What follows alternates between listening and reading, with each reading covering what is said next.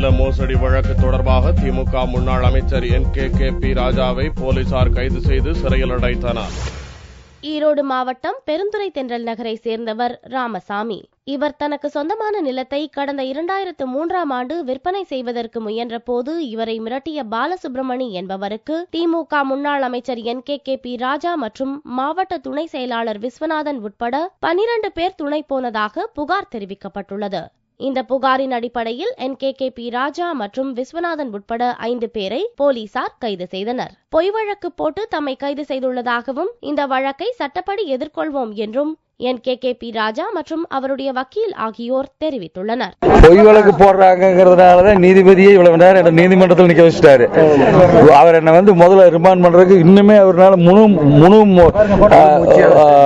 முழு மனசுடன் மனநிலையுடன் அவர் இப்ப எங்களை ரிமாண்ட் பண்ணல. ஏன்னா அதுக்குரிய ஆவணங்கள் அவங்க இல்ல.